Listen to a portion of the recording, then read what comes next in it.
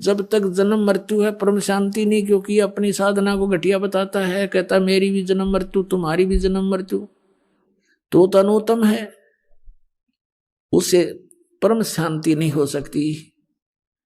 फिर बताया 15वें अध्याय के 1 से लेकर 4 में, जैसा कि अभी आपको कंसेप्ट क्लियर हो गया कि रजगुण ब्रह्मा, सतगुण विष्णु, तमगुण शिव जी भी है। यहां बताया है कि उल्टा लटका संसार रूपी वृक्ष है और इसके ऊपर को जड़, नीचे को तीनों गुण रूप भी शाखा है। गीता ज्ञानदाता कहता है कि मैं इसके विषय में यहां गीता में विचार काल में आपको कुछ नहीं बता पाऊंगा, क्योंकि इसका आदि और अंत यानी सृष्टि रचना से मैं परिचित नहीं हूं, क्योंकि पूर्ण परमात्मा सत्य पुरुष ने जो सृष्टि रची और ये काल भी उसी ने रचा है। तो गीता अध्याय नंबर 10 के श्लोक नंबर 2 में गीता ज्ञानदाता ये ब्रह्म काल कह रहा है कि मेरी उत्पत्ति को न ये देवता जानते, न सिद्ध पुरुष जानते और न ये ऋषि जानते, क्योंकि ये मेरे से जन्मे हैं। तो पुण्यात्माओं, पिता की उत्पत्ति को संतान नहीं बता सकती, लेकिन दादाजी बता देते हैं। तो उस दादा ने, उस बाबा ने, सतपुरुष कबीर भगवान ने ये सब सृष्टि रचना बताई, उसमें इस काल की उत्पत्ति भी बताई है, ब्रह्म की उत्पत्ति भी बताई। तो प्रसंग चल रहा है कि कहता है कि यहां विचार काल में 15वें अध्याय के 1 से लेकर 4 श्लोक में स्पष्ट कर दिया है। इसका निष्कर्ष निकालते हैं कि मैं इससे परिचित नहीं हूं, उसके लिए तत्वदर्शी संतों से जाकर पूछो, वही बताएंगे। तो फिर बताया, जब तत्वदर्शी संत आपको मिल जावें, जब तत्वदर्शी संत आपको मिल जाएं, उसके पश्चात परमेश्वर के उस परम पद की खोज करनी चाहिए, जहां जाने के बाद साधक फिर लौटकर संसार में कभी नहीं आते,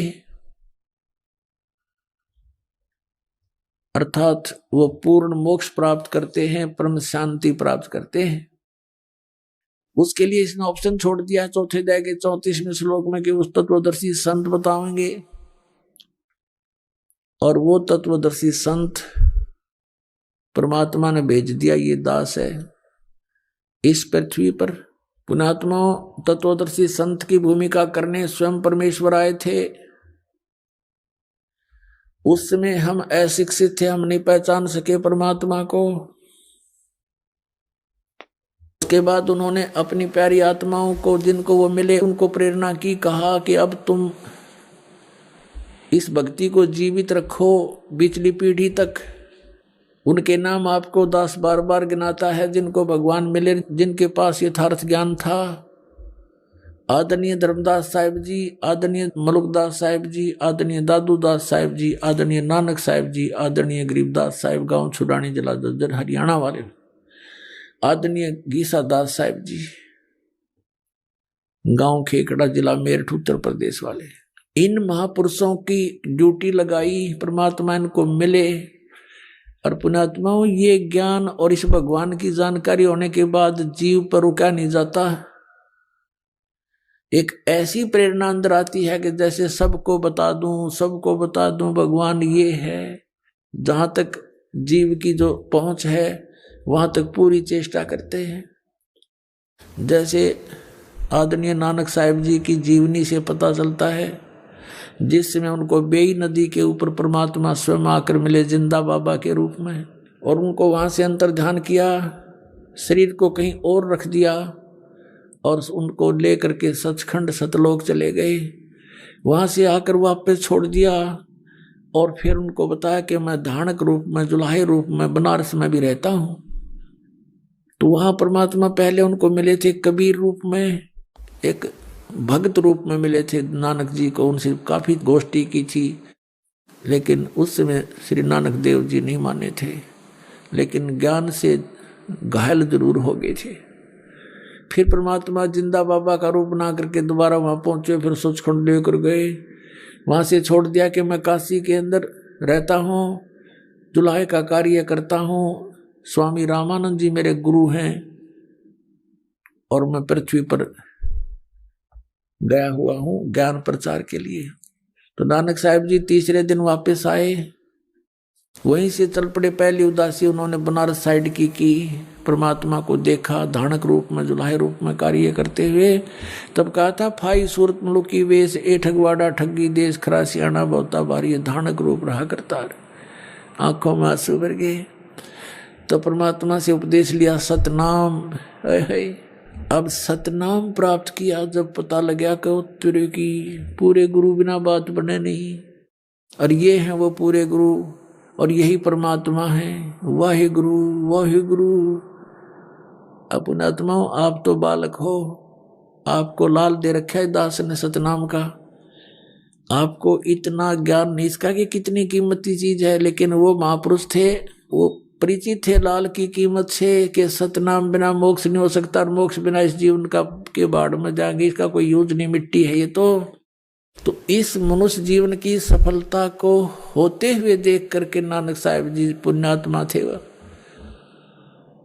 अब उनके खुशी का ठिकाना नहीं रहा। वाहे गुरु वाहे गुरु वाहे गुरु, सतनाम सतनाम। वो तेरे की यू है सतनाम।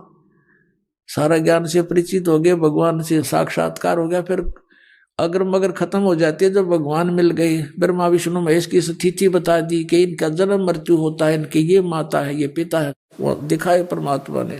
तब सचखंड में भगवान को देखा, फिर यहाँ देखा। वो तो एक अपनी प्यारी आत्माओं के साथ पल पल रहते हैं, फिर जब एक बार उनसे संपर्क में आ जाते हैं, फिर कहा था वाहे गुरु सतनाम, वाहे गुरु सतनाम, वाहे गुरु। अब परमात्मा ने उनको कसम दिला दी थी, प्रतिज्ञा दिला दी थी इन महापुरुषों को जिनको वो मिले थे। ये सतनाम दिया था कि कसम है तुमको, आप जाप करो लेकिन किसी को आगे मत बताना। ये मंत्र 2 अक्षर का है, जिसमें एक ओम मंत्र है और दूसरा तत्व है जो सांकेतिक है। इनको कसम दिला दी थी, धर्मदास मेरी लाख दुआई, ये मूल ज्ञान की तो बाहर न जाए। ये मूल ज्ञान के अंदर ये सतनाम और सारनाम दोनों आते हैं, और पूरा ज्ञान आता है जातम। फिर आखिर में ये कहा है कि धर्मदास मोरी लाख दुहाई, ये सार शब्द की दबार न जाई। परमात्मा कहते हैं कि सोहम शब्द हम जग में लाए, और सार शब्द हमने गुप्त छिपाए। सार शब्द का तो अब तक किसी को भनक भी नहीं लगने दी भगवान ने, लेकिन सतनाम का उन महापुरुषों के द्वारा प्रकाश अवश्य करा दिया था। लेकिन उनको मना कर दिया था कि अभी किसी को प्रदान मत करना। और पुण्यात्माओं, जैसे वाहे गुरु जो किया नानक साहब ने, वो किसको देख कर किया? कबीर परमेश्वर को देख कर किया। उस परम अक्षर पुरुष सतपुरुष को देख करके जो वाहे गुरु के, ये तो भगवान भी और गुरु भी, और यहाँ दानक रूप में ये वही बैठा। तो जब उनकी वाहे गुरु जो कसक है वाहे गुरु, तो ये किसकी तरफ थी? परमात्मा परम अक्षर ब्रह्म यानी सत्य पुरुष की तरफ, सतपुरुष की तरफ थी। अब जैसे नानक साहब जी ने ये नाम किसी पूरे सिख समाज को नहीं दिया, ये महापुरुष थे,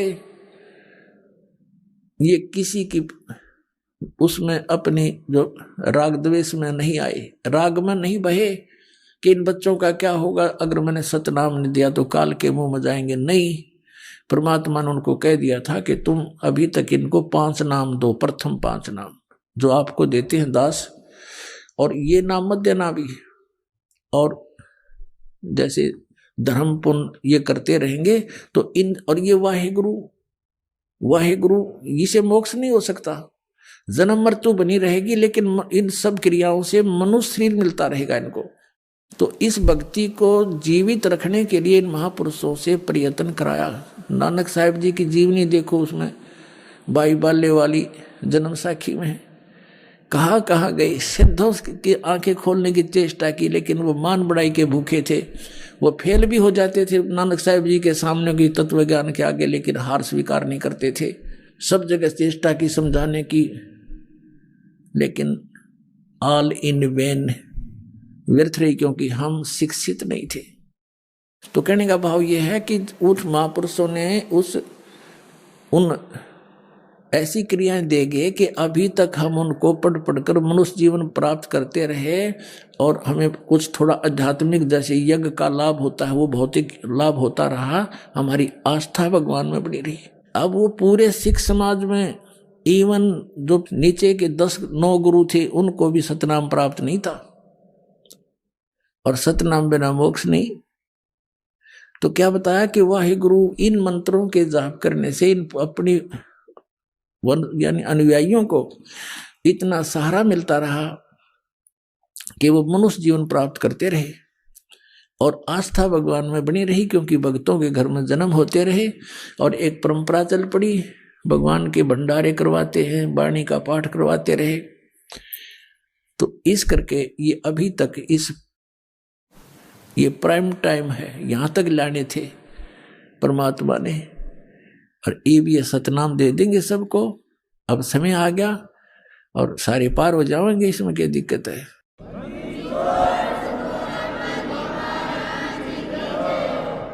तो क्या बताया था उन्होंने, वाहे गुरु वाहे गुरु। अब एक उदाहरण, क्योंकि संतों के जो कोड वर्ड है पुण्यात्माओं, ये बालकों के समझ में नहीं आ सकते, इसलिए जैसे पवित्र गुरु ग्रंथ साहिब है, पवित्र गीता जी, पवित्र वेद, श्रीमद् भगवत गीता जी, इनमें पवित्र पुराण, पवित्र बाइबल, इनको समझने के लिए सतगुरु की आवश्यकता पड़ेगी। अब कोई इन्हीं तक सीमित रहे तो उससे बात बने नहीं, स्वयं निष्कर्ष जीव नहीं निकाल सकता। अपने सत्र पर जीव की सोच, जैसे अध्यापक की आवश्यकता होती है सिलेबस को समझाने के लिए, तो स्टूडेंट नहीं समझ सकते उसको, वो तरीके समझाने के उस टीचर को ही पता होता है। सिलेबस वही होता है, बच्चे भी पढ़ते रहते हैं लेकिन वो नहीं समझ सकते। ऐसे ही स्वयं किसी भी सदग्रंथ का अध्ययन करते रहने से और बिना गुरु के जीवन व्यर्थ हो जाता है। अब जैसे वाहे गुरु का नाम दे गए वह, लेकिन सतनाम मना कर दिया, खबरदार। भाई बाले वाली जन्म साखी में एक अध्याय है समुद्र की साखी, तो उसमें नानक साहिब जी और बाला और मर्दाना दो उनके सेवक जो हरदम साथ रहते थे, उन्होंने प्रार्थना की, ए गुरुदेव हमें लंका दिखाओ। उनसे कहा कि आंखें बंद करो, आंखें बंद करके खोली तो समुद्र पर खड़े थे किनारे पर। श्री नानक देव जी ने कहा कि तुम मेरे पीछे पीछे वाहे गुरु करते हुए आ जाओ। आगे चल पड़े, जैसे पृथ्वी पर चलते ऐसे समुद्र पर चलने लगे। बाला और मर्दाना तो वाहे गुरु जप रहे हैं और नानक साहिब जी 2 अक्षर का वो नाम जाप कर रहे हैं, सतनाम। लेकिन उनको विधि नहीं बताई, बोल के सुना दिया। अब बोल के सुनाने से उनको क्या हुआ कि मर्दाना ने सोचा जब गुरुजी जो नाम जाप करे मैं भी वो क्यों ना करूं। वाहे गुरु छोड़कर वो सतनाम जाप करने लग गया 2 अक्षर का, और वो डूबने लग गया। तब नानक साहिब जी ने कहा कि मर्दाना तू वो जाप कर, वाहे गुरु जो मैंने व्याख्या है, मेरी नकल मत कर। गुरु की नकल नहीं करनी चाहिए, गुरु जी की करने की तरफ नहीं देखा, वचन पर डटना शिष्य का कर्तव्य होता है। अब फिर उसने वाहे गुरु शुरू किया तो वो फिर जल पर थल की तरह चलने लगा। अब ये झटका क्यों दिया नानक साहिब जी ने? पुणात्मा हो, आप तो बालक हो, बालक बुद्धि है आपकी, बच्चे हो भी। ये इसलिए झटका दिया था कि यदि इस सतनाम का भेद खुल गया 2 अक्षर के का, काल के दूत काल भेजेगा, क्योंकि वो ठीक का समय अभी दूर है। ये है वो ठीक का समय। 1951 से ये ठीक का समय शुरू हुआ है। सोच लो, दास का जन्म हुआ जब से, और उसके बाद भारतवर्ष, आज शिक्षा हुई भारतवर्ष में, और एकदम शिक्षा की बाढ़ सी आ गई। और शिक्षा बिना हम सदग्रंथों को देख नहीं सकते, समझ नहीं सकते।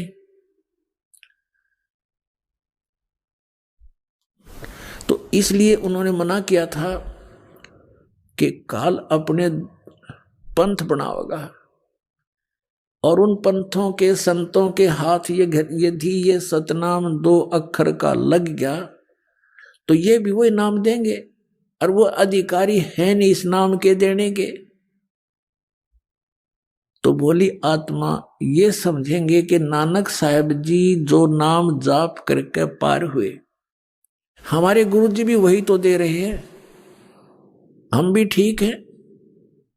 लेकिन पुण्यात्माओं, उन महापुरुषों को सख्त हिदायत थी परमात्मा की कि तुम जाप करो, कल्याण करवाओ, तुम अधिकारी हो।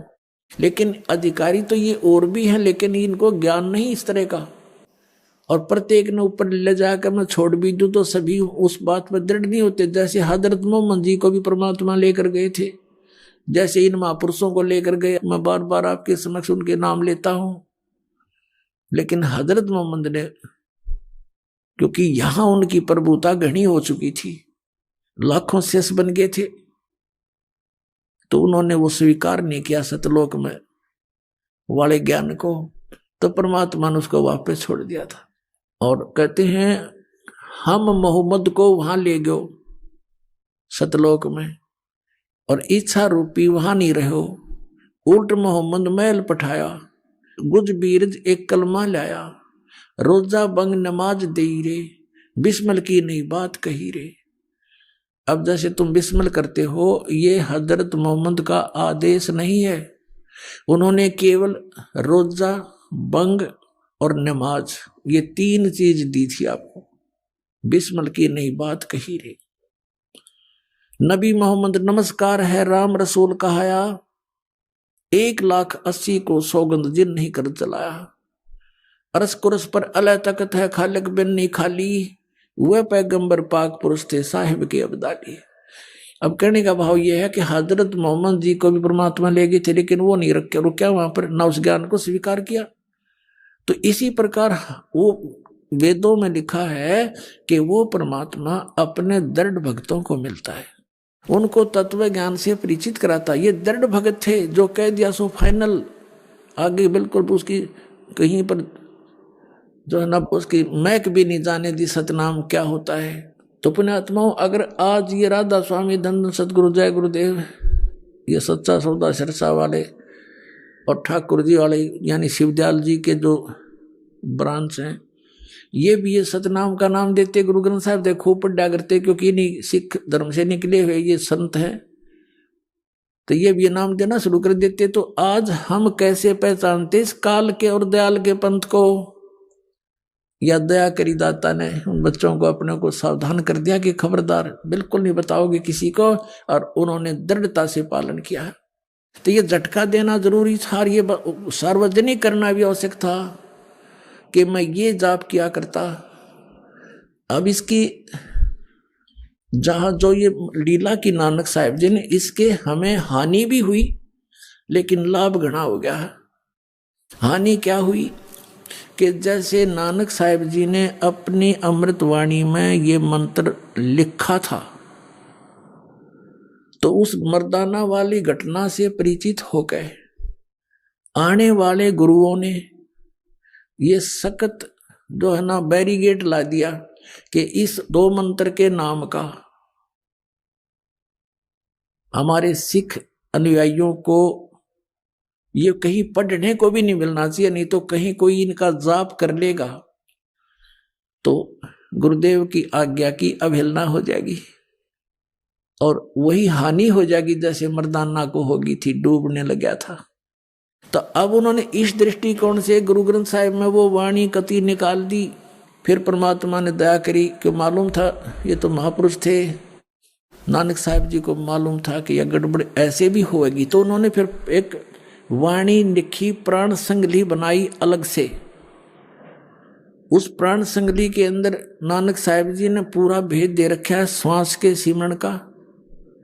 इस 2 अक्षर के मंत्र कति क्लियर लिखे थे उसमें भी, और उसके लिए प्राण संगली को लिखकर, अब प्राण संगली के अंदर एक भूमिका है, उसमें स्पष्ट लिखा उन महापुरुषों ने जिन्होंने प्राण संगली को छपवाया है कि ये प्राण संगली नानक साहिब जी ने, सिंगल द्वीप का एक राजा था शिवनाभ नाम का, शिवनाभ, उसके वहां बैठकर रचना की थी, उसको सुनाई थी, उसने स्वीकार की थी और उसको कहा, नानक साहिब जी ने कहा है कि ये प्राण संगली मेरी देह है, मेरा स्थूल शरीर है और ये संसार से पार होने का एक पुल है। ओए होए, ये संसार से पार होने का एक पुल है, इसने संभाल के रखना। इसको रखने का अधिकारी तू ही है, इस तीन लोक में दूसरा नहीं है। कहने का भाव उनका ये था कि ये मैंने जो अपना अनुभव इसमें लिख दिया तो ये समझो मैं ही हूं, और जैसा मेरा आदर करते हो ऐसा इसका आदर करना। और कहने का भाव ये नहीं था कि इसी को मत्था टेकते रहना, इसमें लिखा ऐसे करना, नहीं। उसका उद्देश्य ये था कि इसको श्रद्धा से रखना, आम आदमी को मत देना कि अनादर कर देंगे, किसी के गलत के हाथ लग जाएगा। तो फिर उन्होंने ये भी लिखा है कि फिर मेरा कोई सिख आवेगा और इसको दे देना। तो क्या हुआ इतिहास में थोड़ा दिखा देता हूँ आपको। तो फिर क्या हुआ, थोड़ा मौखिक बताता हूँ, फिर आसानी से समझ में आओगी। तो क्या हुआ, 5वें गुरु अर्जन देव जी हुए सिख समाज में। तो उन्होंने सोचा कि भाई सब महापुरुषों की वाणी इकट्ठी कर दूं और इसको एक आदरणीय ग्रंथ बना के इसके पठन पाठन के लिए इसका प्रचलन करना था। उसने प्रेरणा उन्हीं महापुरुषों की थी। तो उन्होंने सब वाणी इकट्ठी की, जिस जिसके पास भी नानक साहिब जी की वाणी थी। तो उनको पता चला कि ऐसे ऐसे एक शिवनाभ राजा के पास नानक साहिब जी की बहुत अनमोल ग्रंथ रखा है। तो उसके पास भेजा, उसका पोता था उस समय, पौत्र। पहले उसने मना कर दिया कि मेरे पिताजी को गुरुजी ने मना कर रखा, किसी को देनी नहीं है। बड़ा संघर्ष किया कि नहीं देना पड़ेगा, हमारा ग्रंथ है, हमारे गुरुजी का ग्रंथ है, तुम क्यों नहीं दोगे। यानी आखिर में उसने देना पड़ा, उसने दे दिया वो ग्रंथ। गुरु अर्जन देव जी ने उसको पढ़ा, उसमें देखा कि इसमें तो बहुत कुछ लिखा है। उसमें कहाँ तक लिखा था, दोनों महापुरुषों की गोष्ठी हुई थी, परमेश्वर कबीर जी की और नानक जी की। उसमें स्पष्ट लिखा है। पहले तो प्रथम गोष्ठी में तो नानक साहिब जी समझ नहीं पाए कि ये कबीर धानक ये परमात्मा होगा। तो परमेश्वर जिस भी महापुरुष से मिले हैं, जैसे धर्मदास जी से मिले थे, उसको कहा था, हे महात्मा जी, मैं तो ज्ञान का भूखा हूं, मुझे कहीं ज्ञान मिला नहीं, आप मुझे ज्ञान दो। तो धर्मदास ने कहा था कि ज्ञान का लाभ जब होता गुरु बनाओ। तो धर्मदास जी से कहा परमात्मा ने कि मैं गुरु बनाऊंगा, लेकिन मेरे शंका का समाधान तो कर दो, और आप मुझे चलो शिष्य बना लो, ऐसे ही सुना दो। तो धर्मदास जी ने कहा था कि मैं शिष्य नहीं बनाता, हमारे गुरु जी हैं, उनसे नाम दिलाऊंगा मैं। तो ऐसे ही नानक जी को मिले थे बेई नदी पर, उनसे प्रश्नोत्तरी की थी। नानक साहिब जी ने भी यही कहा था कि गुरु बिन मोक्ष नहीं होता, आप गुरु बनाओ। परमात्मा ने कहा ठीक है, आपसे बड़ा कौन गुरु हो सकता है मेरा, मैं आपको गुरु बनाता हूँ, मुझे ज्ञान बताओ, मेरे प्रश्नों का उत्तर दो, समाधान करो। तो ये प्रश्नोत्तरी हुई थी। तो परमात्मा ने उनसे प्रश्न किया था, क्योंकि नानक साहिब जी का जन्म पवित्र हिंदू धर्म में हुआ था। कालूराम मेहता खत्री ये इनके पूज्य पिताजी थे। और नानक साहिब जी को एक ब्रजलाल नाम के पांडा पढ़ाने आया करता था, गीता पढ़ाता था ब्राह्मण। और श्री कृष्ण जी और विष्णु जी को, शंकर भगवान को ये अपना प्रिय इष्ट मानते थे, गीता जी को सही मानते थे। तो गीता जी के अंदर प्रमाण बताए पर नानक साहिब जी को कबीर साहब ने कि ऐसे ऐसे लिखा है। वो तो कहता मेरा जन्म मृत्यु होती है, वो सारी रेफरेंस दिए उसको। तो नानक साहिब जी उस समय नहीं माने थे, लेकिन घायल हो गए थे, जख्मी हो गए थे कि ज्ञान सच्चा है। और अब के जब वो संत आ जावे तो मैं बात करूं उनसे, दूसरी रूप में परमात्मा फिर जिंदा बाबा के रूप में गए थे और फिर उनको सचखंड लेकर आए थे, सचखंड वापस छोड़ा था। अब कहने का भाव ये है कि इस प्राण संगली के अंदर पूरा विवरण था कि नानक साहिब जी ने कबीर परमेश्वर जी को अपना गुरु स्वीकार किया हुआ था। पहले तो क्या देखा अर्जुन देव जी ने कि इसमें तो सारा वो क्लियर लिख रखा है कि कबीर जी इनके गुरु थे। फिर क्लियर लिख रखा है ये मंत्र 2 अक्षर का मंत्र जो बिल्कुल नानक साहब ने मना कर रखा है। तो उसको उन्होंने उस प्राण संगली को, जिसको नानक साहब जी कह रहे थे मेरा शरीर है, मुझे समझ लो, अगर किसी को नष्ट कर दिया तो मुझे नष्ट कर दिया तुमने। लेकिन उस आज्ञा को देखते हुए कि जो इंसिडेंट मर्दाना के साथ हुआ था कि उसने सतनाम के 2 अक्षर का नाम जाप कर दिया था, शुरू कर दिया था, और वो डूब गया था। गुरुदेव ने मना कर दिया था कि तूने ये जाप नहीं करना, तो कहीं ये आज्ञा केवल ना हो जा। इसमें तो सब कुछ लिखा, इसलिए उस ग्रंथ को, प्राण संगली को जल प्रवाह कर दिया एज इट इज। एक साधु था, एक भगत था, उसने प्रार्थना की, महाराज इतना अनमोल ग्रंथ है, मुझे दे दो, मैं अलग रख लूंगा, किसी को नहीं बताऊंगा। तब उस प्रार्थना को स्वीकार करके कह दिया, ले जा, निकाल ले जा इसको तू। वो निकाल लिया। देख दया दाता की, काल ने कहां तक आड़ कर दी थी, कहां तक बात बिगाड़ दी थी। तो फिर भी अगर प्राण संगली में ना भी मिलता तो परमात्मा कहते हैं ना, काल के कहीं ना कहीं से वो रास्ता निकाल लाते परमात्मा, काल से बचा कर सत्ज्ञान को। क्योंकि जन्म साखी, भाई बाले वाली जन्म साखी, समुद्र की साखी में क्लियर लिख दिया कि नानक साहब जी ये जाप करा करते थे, इसने ये मिटा नहीं पाए, कहीं छुपा नहीं सके। तो आज आपको समझने के लिए सुफिशिएंट है कि कौन है वो 2 अक्षर का मंत्र और किस उद्देश्य से मना किया था नानक साहब जी ने। और फिर साथ में ये भी कहा कि ये मंत्र है जाप करने के और कोई मंत्र नहीं है, और ये पूरे गुरु से लेकर जाप करना। यानी उस समय इनको छुपाना जरूरी था। अब वर्तमान में ये दास भेज दिया उन महापुरुषों ने, परमात्मा ने भेज दिया कि अब इस नाम को दो और सबका कल्याण हो जाएगा। सभी यहाँ आ रहे हैं बार बार जन्म लेकर के।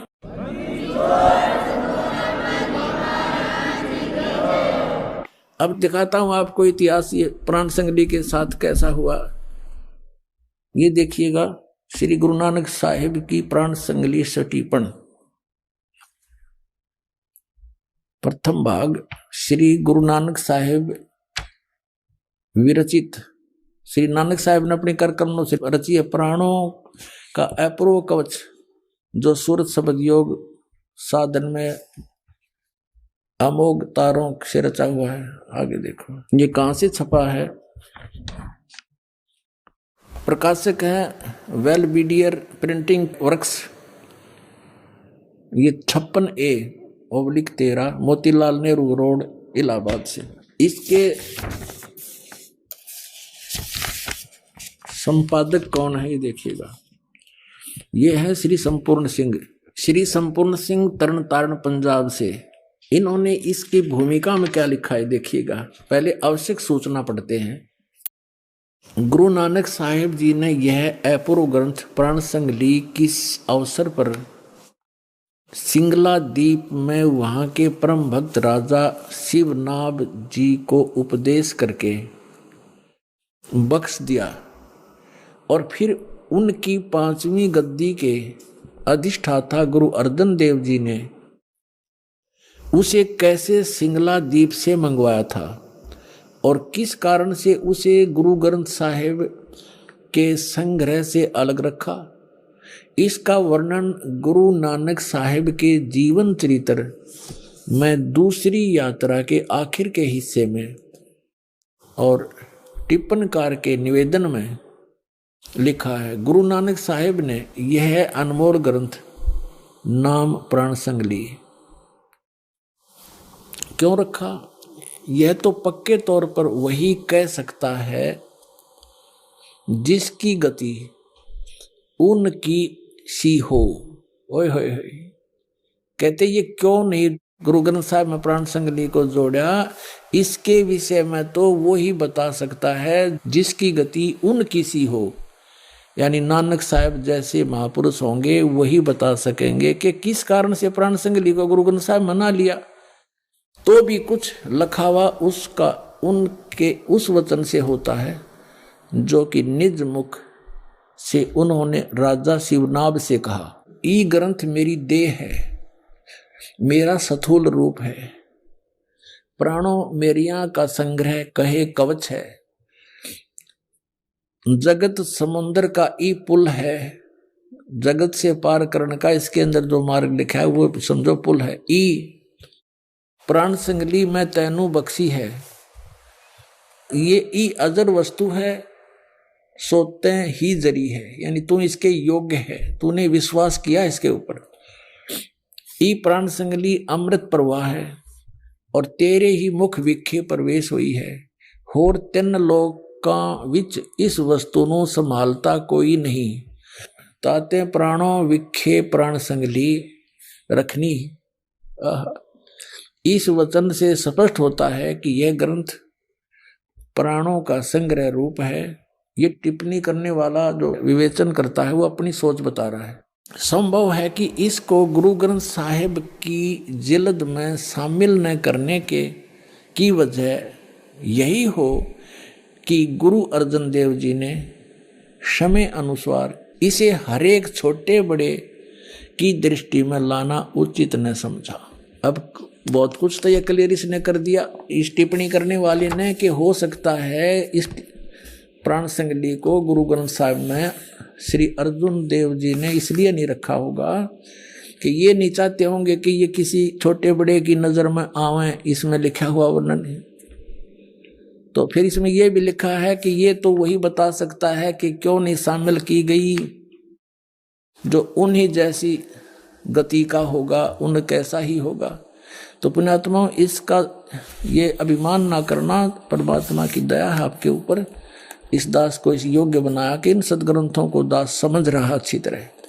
इसका यही कारण था कि इसके अंदर ये 2 अक्षर का मंत्र लिखा हुआ था और बहुत अच्छी तरह इसके अंदर इसके सिमरण की विधि भी बता रखी थी। अन्य जो शेष गुरुओं ने, गद्दी नसीनों ने यह समझा कि यदि इस प्राण संगली को as it is Guru Granth Sahib में रख लिया तो सब पढ़ लेंगे, सब जान जाएंगे, जाप करा करेंगे तो गुरुदेव की आज्ञा का उल्लंघन हो जाएगा। फिर आगे दिखाते हैं निवेदन में, कमाल कर दिया। ये है निवेदन इसी की। अभी आपने आवश्यक वो पढ़ा था सूचना, अब ये है निवेदन। श्री गुरु नानक साहिब के 5वें स्थान पर श्री गुरु अर्जन देव जी हुए हैं, जिन्होंने गुरबाणी की बीड़ बांधते समय भाई पैड़ा नामी एक शिष्य को सिंगला दीप भेजकर शिवनाभ के पौत्र के पास से ये ग्रंथ मंगवाया था, जिसे किसी कारण विशेष से श्री गुरु ग्रंथ साहिब की बीड़ में रखना उचित न समझकर सर्वथा ही जल प्रवाहित कर दिया था। यानी कति सारा का सारा जल प्रवाह कर दिया था। अब देखो पुण्यात्माओं,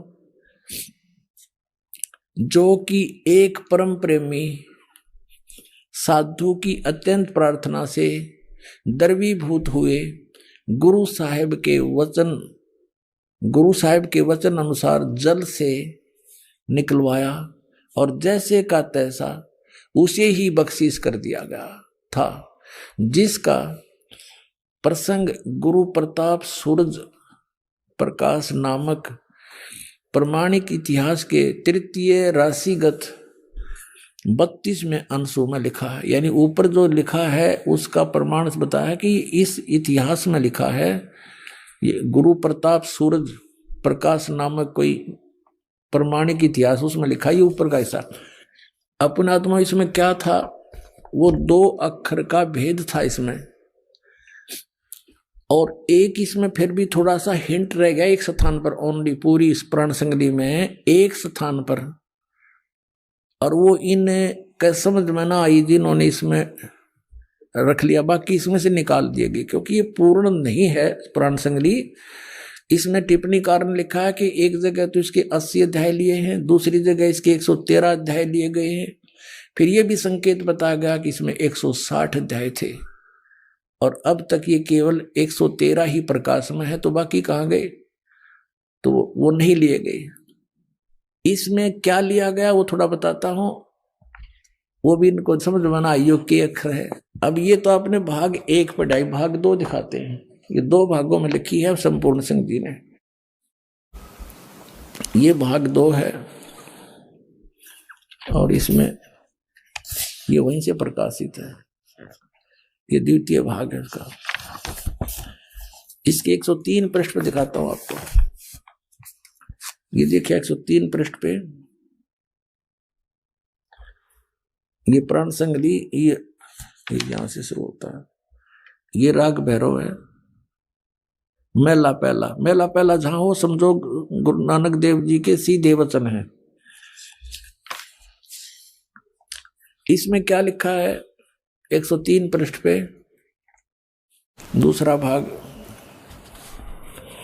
इसमें लिखा है कि साध साध संगत मिलिया मन माना और ना मैं ना, ये ओम है स्पष्ट, ये ना मैं ना है, यो है इसके साथ लगना था, ये गलती से इसके साथ लग गया, नहीं इसका हूं समझ लिया हूं, ये है ना मैं ना ओम सोहम जाना है। यहां इस ना का अर्थ है नाम, तेरा के ना है, जैसे हम सिंपल भाषा में बोलते हैं, और पंजाब क्षेत्र में भी यही बोलते हैं, लगभग मिलती जुलती भाषा, तेरा की ना है, तो ये ना मैं ना, तेरा की नाम है, ना मैं ना है, ओम सोहम जाना, नामों में नाम, ओम सोहम जाना, ये दो अक्षर का ये है। अगर ये इसके साथ ना जुड़ा होता तो इसमें भी नहीं रहता यो, इसको भी निकाल देते बिल्कुल। अब इसके लिए थोड़ा सा और आपको स्पष्ट करते हैं, ये देखो, ये है 150 पृष्ठ पे, और इसके यहां क्या है ये देखो, ये ओम है ना, ओम दर है, तो यहाँ कोई इसको गलती ना समझ ले भाई हूं लिखा हूं नहीं है ये, क्योंकि उसका कोई सेंटेंस नहीं बनता वैसे तो। अब इस ओम को इन्होंने टिप्पणी की है 2 नंबर पे, इस ओम को ऐसे लिखा है, इसको ओम दर है ना, ओम दर, तो इसका औ कहते, फिर पंजाबी में अगर औ कहते फिर यहाँ भी औ होना चाहिए था ये, तो यहाँ इसको ओम दर स्पष्ट कर दिया, ओम अलग दर अलग, ओम दर, तो ये वही ओम है। तो यहां फिर 103 पृष्ठ पर फिर देखो, इसमें स्पष्ट लिखा है 103 पृष्ठ पर हम फिर आगे हैं इसी पर दूसरे भाग में, यहां फिर देखो, साध संगत मिलिया मन माना है, और ना मैं ना, ये एक बिंदी है दो नहीं, ना मैं ना, ओम सोहम जाना, ना है, नामों में नाम है ओम सोहम, ये जाना, ये सब नामों में एक श्रोमणी नाम, ये 2 मंत्र का है। और इसे क्या बताते हैं, सगल भवनमय एक का ज्योति, सतगुर पाया सैद स्रोत, और नानक कलबिस काटता ही सहज मिले अमृत सिंचाई, कि इस 2 मंत्र के नाम ते ये कलबिस माने पाप कटते हैं। अपने आत्माओं, जैसे अभी तक ये सदग्रंथ पवित्र 4 वेद, पवित्र श्रीमद् भगवत गीता, पवित्र 18 पुराण, और पवित्र गुरु ग्रंथ साहिब, पवित्र बाइबल, पवित्र कुरान शरीफ, इसको बड़ी चाव से बड़ी श्रद्धा से सभी अपने धर्म के लोग पढ़ा करते थे, लेकिन समझा कोई नहीं। जिन महापुरुषों ने लिखा, अब उनके लेख को, टीचर के लिखे हुए लेख को टीचर ही बता सकता है, विद्यार्थी नहीं जान सकते थे, उसने सिर पर धर कर घूमते रहो। अपने आत्माओं, जैसे गुरु ग्रंथ साहिब को इन महापुरुषों ने, तो 10वें गुरु जी थे, उन्होंने ये कह दिया कि भाई आगे गुरु नहीं होना चाहिए, और तुम इस गुरु ग्रंथ साहिब को ही सिरोधार्य मानो, ये महापुरुषों के लिखे हुए विचार उनकी देह है, उनका शरीर है, इसका आदर करो। तो पुण्यात्मा, उन्होंने ये नहीं कहा था कि इसमें लिखे हुए के अनुसार ना करना, उन्होंने ये अवश्य कहा था कि ये सिरोधार्य हो, इसमें अनमोल वचन है। अब कोई यही तक सीमित हो जाए कि हमने तो बस गुरु ग्रंथ साहिब को मान लिया, इसको पढ़ते रहेंगे, ये हमारा गुरु है, इसके अंदर तो पुण्यात्मा वो धन दाब गए, वो महापुरुष जिसको आप समझ नहीं पा रहे, उसके लिए भेदी की आवश्यकता पड़ेगी। और गुरु नानक साहिब जी बार बार कहते हैं कि गुरु बिन परमात्मा की जो साधना भी करते हैं वो व्यर्थ है उनकी। सतगुरु वक्त गुरु हो, उसकी सेवा करे, उससे ज्ञान ग्रहण करे, तब मोक्ष होगा। ऐसे ही पवित्र गीता, पवित्र पुराण, पवित्र 4 वेद, ये 5500 वर्ष हो गए लगभग लिखे हुए, और आज तक इनको कोई समझ नहीं सका इस दास के अतिरिक्त। ये खजाना दबा था, इसके अंदर लिखा कुछ कर कुछ रहे थे। तो इस दास के ऊपर कृपा की परमात्मा ने, जो आपके समक्ष उस गूढ़ रहस्य को रूबरू करा। अब ये जो सदग्रंथ हैं, अगर इनमें गुरु भेदी नहीं ढूंढा तो ये धन दबा दबा रह जाएगा, यूजलेस आपके लिए। एक समय एक सेठ था, उसने अपना सारा धन अपनी बही में पैड पे लिख दिया, डायरी में, कोड वर्डों में। और बच्चों को पता था कि हमारे पूर्वज ऐसे ही करते आते हैं। उस सेठ की अचानक मृत्यु होगी। अब उस लाला जी ने, उस धनी ने अपने आंगन में एक बेड़े में वो बना रखा था मंदिर, मकान के साथ ही। तो उसने बही में लिख रखा था कि चांदनी 14,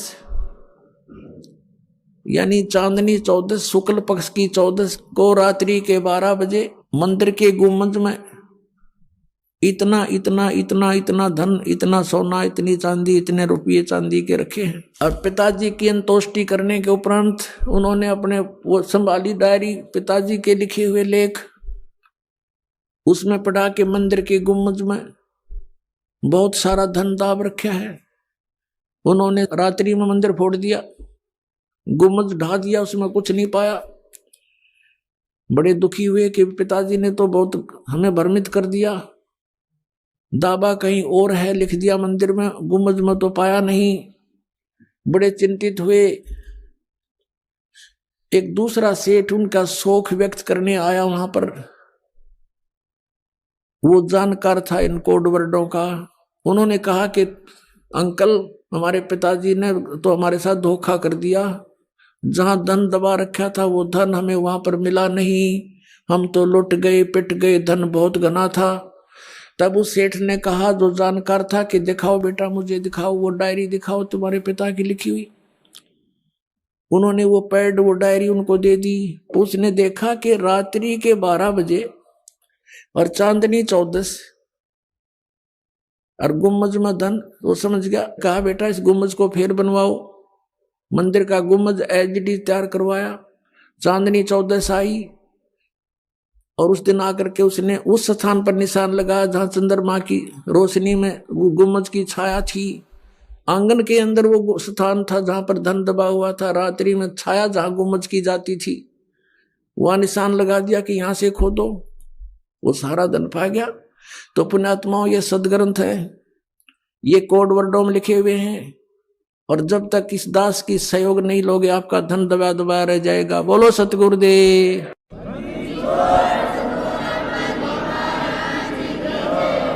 परम पिता परमात्मा पूर्ण ब्रह्म, सर्व सृष्टि रचनहार, कुल मालिक कबीर परमेश्वर जी की असीम कृपा से आप सभी पुण्यात्माएं सत्संग सुन रहे हैं। परमात्मा की रजा के बिना ये शुभ संदेश आप तक नहीं पहुंच सकता, क्योंकि इस काल भगवान ने, जिसके लोक में हम रह रहे हैं, इसने वो सब अपने अस्त्र शस्त्र प्रयोग कर रखे हैं जिससे हम परमात्मा से दूर रहें, परमात्मा की भक्ति हम ना करें। बाकी कुछ भी करो, उसमें बड़ा प्रसन्न रहता है ये मन।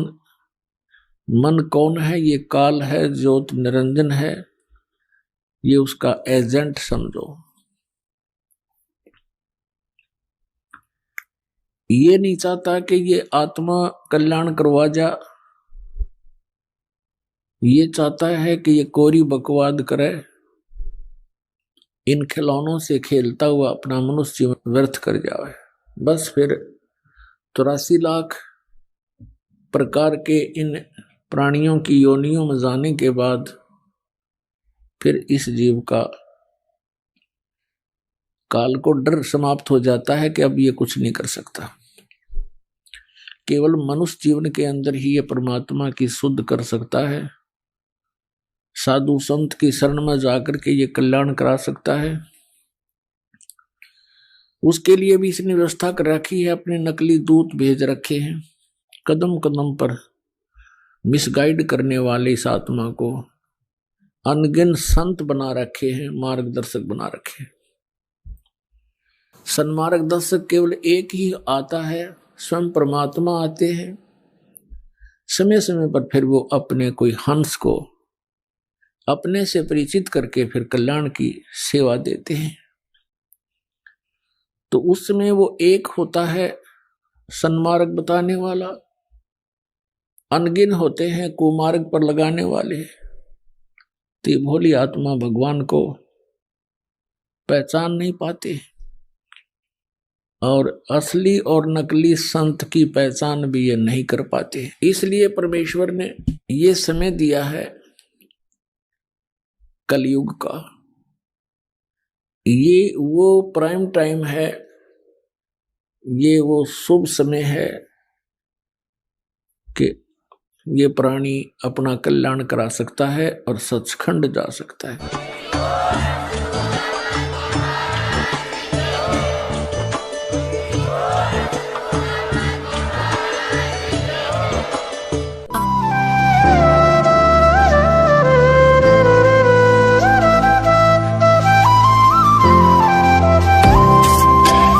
सत सही।